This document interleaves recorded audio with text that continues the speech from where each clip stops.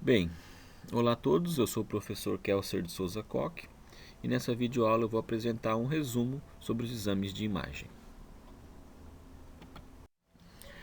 Então, relembrando aqui o contraste dos exames de imagem, né? Então, todo exame de imagem ele tem que ter um contraste para poder medir a capacidade entre as diferenças de intensidade que estão relacionadas à aquisição da imagem de acordo com o princípio físico de cada exame. Então, quando falamos de exames que usam raio-x, são exames como radiografia, mamografia, tomografia ou fluoroscopia, ou ainda densitometria óssea, eles fornecem um contraste baseado no raio-x. O ultrassom é utilizado no exame de ultrassonografia, que fornece uma imagem em termos de eco. Então, se consegue ter diferença de contraste a partir desse princípio físico. Na termografia é usada a radiação térmica, a radiação infravermelha. Na ressonância magnética, o magnetismo. E nas cintilografias, no exame de medicina nuclear, se usam os raios gama. Então, cada exame de imagem utiliza um princípio físico para adquirir um contraste na imagem e fornecer uma capacidade diagnóstica adequada para cada exame. Aqui nesse slide, então, é mostrado um mapa conceitual sobre os contrastes. Então, a importância de ressaltar estruturas. Então, o contraste natural, quando ele não é suficiente, pode ser usado um contraste externo. Então, a princípio, é usado o contraste biológico de cada tecido, de acordo com cada exame. E, quando necessário, um contraste artificial. Então, cada exame demonstrado aqui abaixo pode ter um contraste externo, um contraste artificial para ressaltar estruturas. Então, no caso de exames que usam raio-x, como radiografia, tomografia, fluoroscopia, pode ser usado um contraste negativo, que seria o A, ou um contraste positivo, que seria a base de iodo ou bário, dependendo do exame. Na ressonância magnética é usado o gadolínio para ressaltar estruturas. Na cintilografia, obrigatoriamente se usa um radiofármaco com seu radioisótopo, e aqui os mais comuns seriam o tecnésio 99 metaestável, que emite um fóton gama, e o flúor 18, que emite um beta mais um pósitron.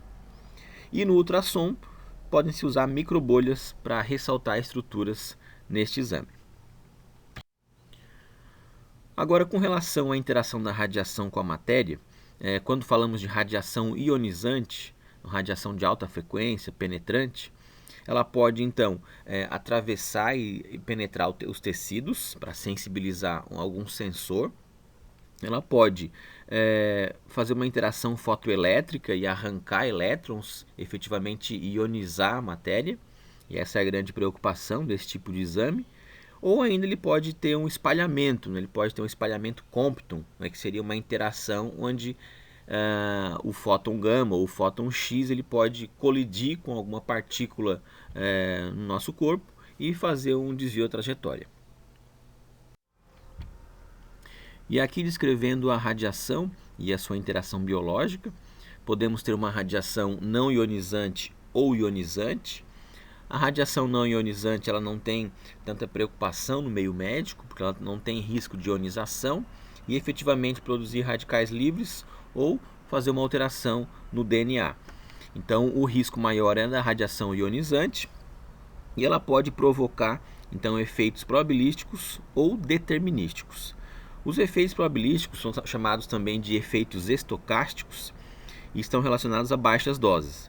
Então, exames na área do radiodiagnóstico, elas podem então fornecer esse tipo de dose que tem um certo risco, né, um risco probabilístico, que a longo prazo pode ocorrer câncer, danos genéticos ou hereditários. E no caso de efeitos determinísticos, eles estão mais associados a altas doses, como radioterapia ou algum acidente nuclear, radioativo. E nesse caso pode ocorrer síndrome aguda da radiação, né, efeitos típicos aí de uma alta exposição, né, e também efeitos locais como eritema e catarata. Para evitar esses efeitos radiobiológicos, se usa critérios de proteção radiológica, considerando os princípios da ALARA, que seria que a dose da radiação ela deve ser tão baixa quanto possível para fornecer uma boa qualidade do exame, mas não pode ser uma dose muito alta. E nesses princípios constam lá a questão do tempo, né? Quanto mais tempo exposto à radiação, maior o risco. Quanto maior a distância, menor a exposição e menor o risco. Né? Então lá a distância, o quadrado da distância está relacionado com o menor risco. E a blindagem, né, da exposição de outras pessoas ou outros órgãos. Nesse quadro podemos observar a classificação, né, e o ponto de corte da radiação não ionizante e a radiação ionizante. Então, a radiação não ionizante é de baixa frequência, de alto comprimento de onda, e aqui alguns exames estão ilustrados, como ressonância magnética, como termografia, ou outros aparelhos eletrônicos que emitem esse tipo de radiação. O ponto de corte ele começa na radiação ultravioleta, então a partir desse ponto essa radiação tem energia suficiente para ionizar a matéria e tecidos biológicos. Então o ultravioleta ele consegue ionizar mais a camada da epiderme, derme, então tem risco de câncer de pele. E o raio-x e o raios gama são radiações de alta frequência penetrantes que podem ionizar os tecidos corporais. Além dessas radiações, também partículas carregadas, que não constam nesse quadro, podem também ionizar a matéria e ter risco de exposição radiobiológica. Então aqui nesse resumo eu classifiquei em exames que produzem uma radiação ionizante, como raio-x, mamografia, fluoroscopia, tomografia, densitometria óssea e medicina nuclear. E após eu falo de alguns exames de radiação não ionizante. Então relembrando aqui o raio-x, a radiografia, né, a imagem é uma imagem bidimensional em escala de cinza, que vai fornecer um contraste de acordo com a interação, a penetração do raio-x nos tecidos. Aqui no próximo slide vamos falar um pouco sobre isso. Então nesse mapa conceitual dividimos em princípio físico, tecnologia e imagem diagnóstica. Então lembrando que na radiografia se usam os raios-x. Na tecnologia, lembrar do tubo de Coolidge, que é a ampola de raio-x, que é onde acontece a produção do raio-x artificial, que possui um filtro para evitar uma radiação pouco penetrante e um colimador para delimitar o campo de interesse. Também nesse exame é importante o posicionamento do paciente sobre uma mesa ou sobre uma estativa, né, mostrando aí o local do exame. Também temos uma grade antidifusora que é colocada, né, próximo ao chassi, que é onde vai ficar o filme, para poder evitar essa radiação espalhada. Com relação aos sensores detectores, ele pode ser analógico ou digital. Né? O mais comum é o digital, que usa pixels, né, e sensores ali que captam a energia e depois podem ser lidos, tanto em tempo real quanto a posteriori. E no caso analógico, existe uma reação química onde o raio-x enegrece os sais de prata. Ele é pouco utilizado atualmente. E com relação à terminologia da imagem diagnóstica, na radiografia nós falamos em radiopacidade e radiotransparência. Tá? Então opaco vai ser mais branco, o que tem a ver com a densidade, a espessura, o número atômico. E o que é mais transparente é onde a radiação atravessa mais os tecidos e também estão relacionadas com essas características. Ainda é importante falar da geometria, né, que pode influenciar na imagem de acordo com a posição do paciente e a posição dos órgãos.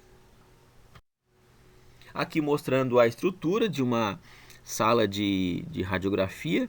Então aqui o tubo de raio-x, a estativa com o buck, onde pode ser colocado o chassi, a mesa e a sala de comando que vai ficar externa, né, com uma blindagem para o operador poder realizar o exame.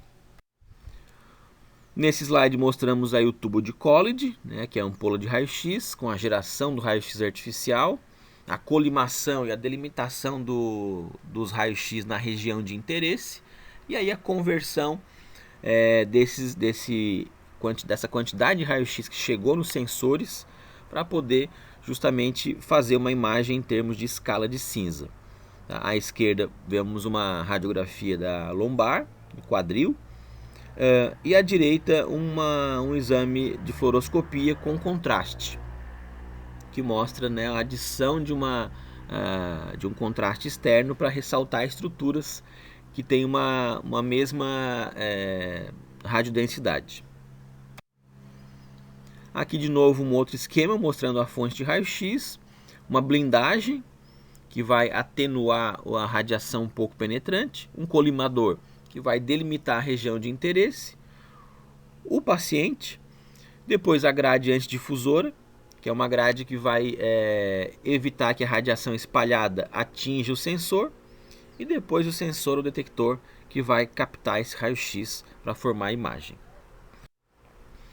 Aqui lembrando do tubo de Coolidge novamente, né, nós temos dois circuitos, um circuito de alta voltagem na ordem de kilovolts, aqui mostrando 50 a 120 kilovolts, e um outro circuito de baixa tensão, que na ordem de 100 a 200 volts.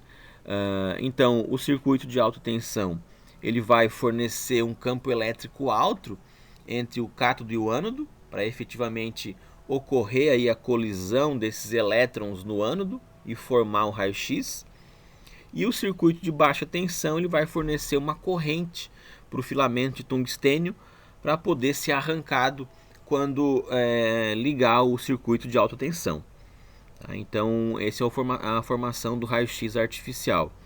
Lembrar que a ampola ela é um ambiente com vácuo, de baixa pressão, e o anodo ele tem uma estrutura giratória que vai evitar o aquecimento e vai melhorar a qualidade da emissão de raio-x. Aqui mostrando um gráfico de energia pela intensidade de fótons que são emitidos, fóton X. Então, a radiação contínua é a radiação do frenamento ou frenagem, né, dos elétrons, que vai ser colidido com o ânodo. Então, pela frenagem dos elétrons existe essa radiação contínua. E essas espículas, né, são a radiação característica ou discreta que vai ser emitida através do salto quântico. Então, esse é um processo que acontece sempre na formação do raio-x artificial. Nesse slide a gente pode observar mais de forma detalhada esse processo. Então, à esquerda nós vemos a radiação de frenagem. Então, quando o elétron colide com os átomos do anodo e ele sofre um desvio da trajetória e emite o raio-x de frenagem. À direita nós observamos uma colisão do elétron com elétrons da camada K do átomo do anodo, e quando esse elétron é ejetado da camada K, um elétron da camada L ou M ocupa o seu lugar e existe a emissão de um raio-x característico, específico do material, que vai então ser o mais importante na formação da imagem, porque ele tem sempre o mesmo valor de energia. Então aqui os dois processos acontecem simultaneamente em toda a formação de raio-x artificial. Nesse slide mostramos então a interação do raio-x com o tecido biológico e a formação da imagem, então numa escala de cinza, e acontece também o espalhamento, né, que vai ser evitado através da grade antidifusora, né, para evitar que esse raio-x espalhado forme uma imagem borrada. E temos aqui uma escala de cinza, né, em termos de densidade, para mostrar justamente o contraste entre as estruturas. Bem, com relação à mamografia, então um exame importante para o rastreamento de câncer de mama. E aqui então o mesmo princípio físico, que é o raio-x, que vai mostrar também uma escala de cinza. E aqui neste mapa conceitual da mamografia, observamos uma similaridade com exames de radiografia. A diferença então está na compressão, onde nesse exame é necessário uma compressão da mama para gerar uma mesma espessura e homogeneizar a mama, para ter um melhor contraste. E também se usa uma voltagem mais baixa nesse exame, sabendo que a mama possui órgãos menos densos, como gordura e glândulas.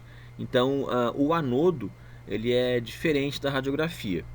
Aqui então se usa molibdênio ou ródio, enquanto na radiografia se usa o tungstênio. Então a voltagem é um pouco mais baixa para gerar um bom contraste, mas apesar disso, apesar da voltagem mais baixa, a dose de radiação desse exame de mama ela é maior do que exames de radiografia, porque se usam um tempo maior para fazer o exame e também uma corrente maior. Então, no mais, ele é muito semelhante.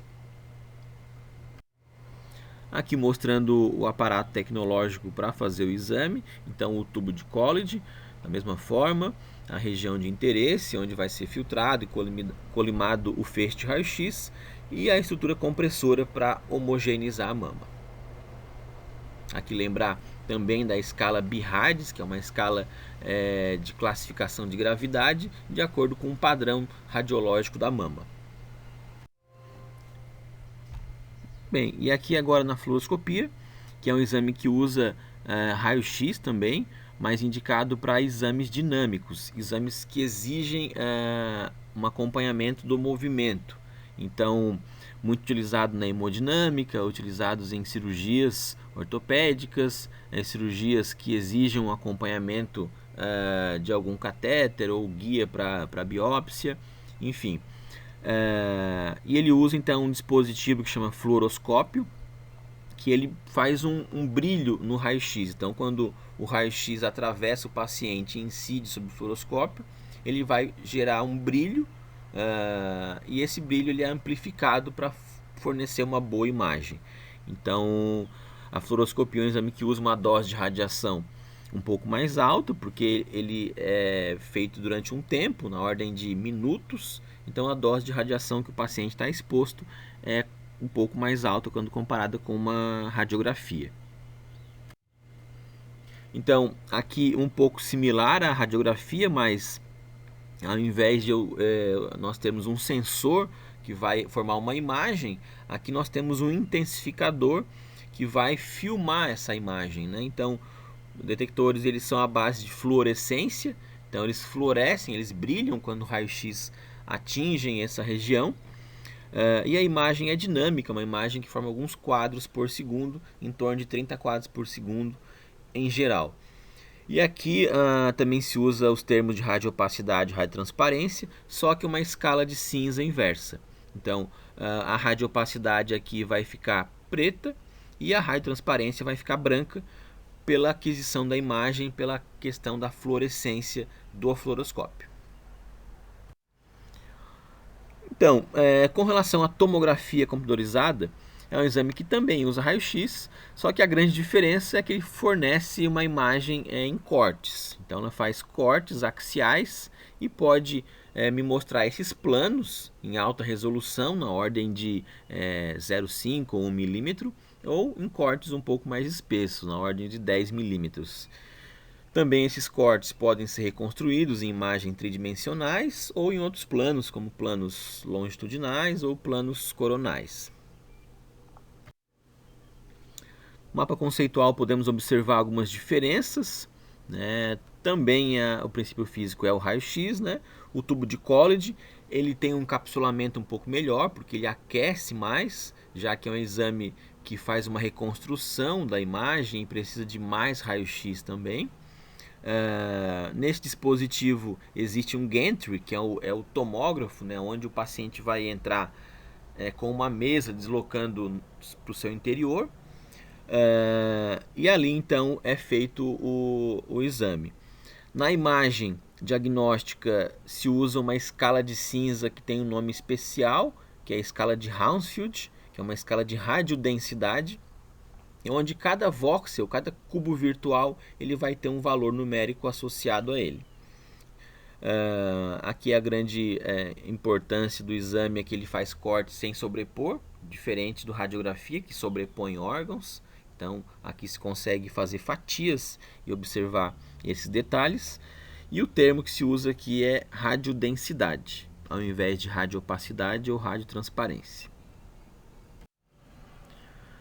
Aqui nesse slide mostramos então uma ideia geral do exame, onde o paciente está imerso nesse tomógrafo, o tubo de raio-x ele fica circundando o paciente, e aí como a mesa vai adentrando no tomógrafo e o tubo de raio-x vai girando ao redor, ele faz uma imagem helicoidal ou movimento helicoidal, né, para poder ter uma aquisição desses sensores que estão ao redor do tomógrafo e a imagem ser reconstruída através de uma escala de cinza que nós falamos aí, que seria a escala de Hounsfield.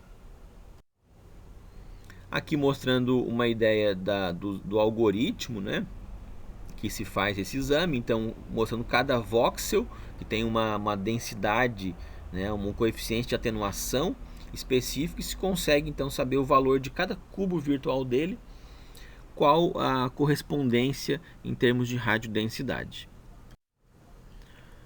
Aqui mostramos a espessura de um corte, né? Então aí eu tenho um voxel e depois eu posso olhar essa imagem em cortes, né, bidimensionais, trocando a sequência desses cortes.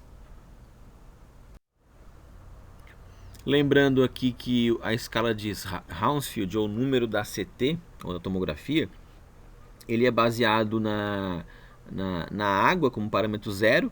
Então a água é referência, ela é considerada o valor zero, e tudo que é mais denso que a água é positivo, até um valor mais positivo como o osso, que é mais radiodenso. Tecidos moles ficam em geral em torno de 0 até 100, até 200. E tecidos menos densos que a água, como a gordura ou o pulmão, ele pode ter um valor mais negativo.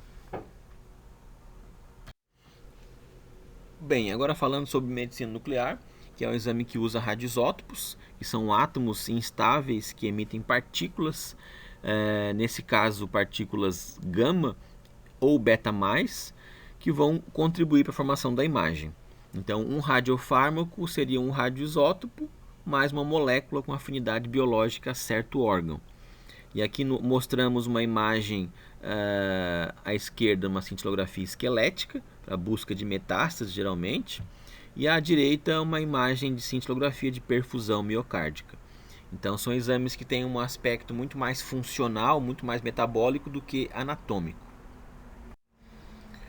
No mapa conceitual, então, o princípio físico seria a radioatividade, né? Então aqui temos partículas gama e beta+, que vão ser usadas, né, para fornecer o contraste. Na tecnologia tem a preparação dos radiofármacos, o cintilógrafo, que vai captar essa cintilação. Então o fóton gama vai atingir esse sensor, que é um cintilador que vai gerar pulsos de luz e vai ser amplificado para reconstruir a imagem. A imagem ela pode ser bidimensional, no caso da cintilografia planar, ou pode ser tomógrafos, como o SPECT, que é o tomógrafo de fóton único, ou o PET, que é o tomógrafo de emissão de pósitrons, que é usado exclusivamente quando se usa partículas beta+. Como comentei anteriormente, ele tem uma prioridade na metabolismo, na função, e menos na anatomia. E se usa, nesse caso, o termo mais concentrado, ou mais depositado, ou um ponto quente, ou um ponto frio, onde existe uma maior ou menor concentração do radiofármaco, que mostra justamente um metabolismo mais alto ou, ao contrário, mais baixo.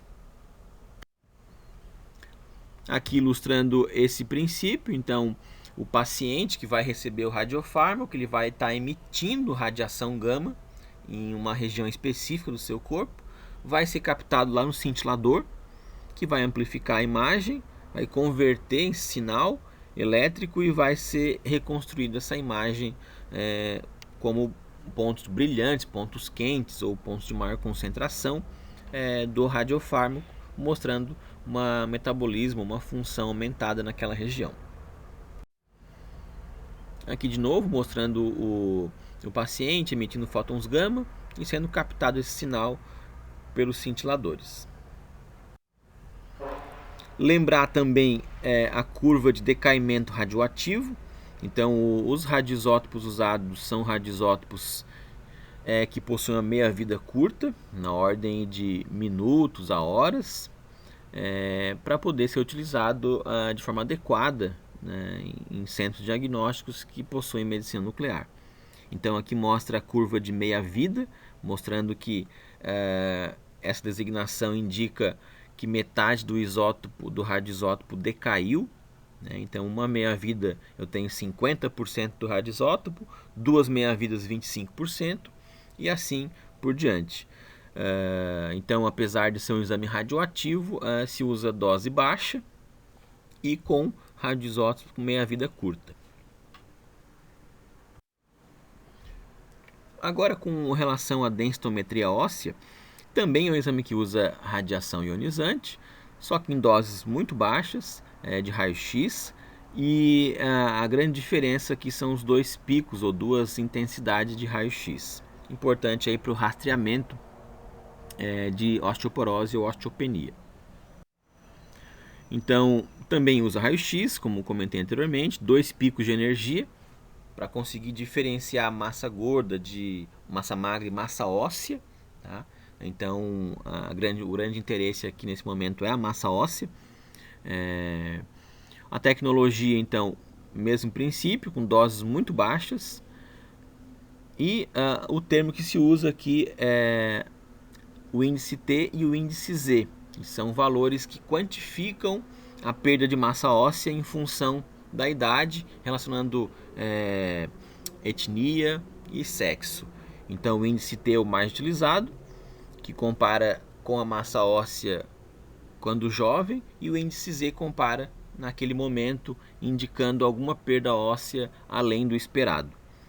Então, a densidade óssea se quantifica por grama por centímetro quadrado, e os termos aqui utilizados para descrever o diagnóstico seria o normal quando perde até um desvio padrão, osteopenia entre 1 e 2,5 desvio padrões de perda de massa óssea, e osteoporose quando existe uma perda maior do que 2,5 desvio padrões.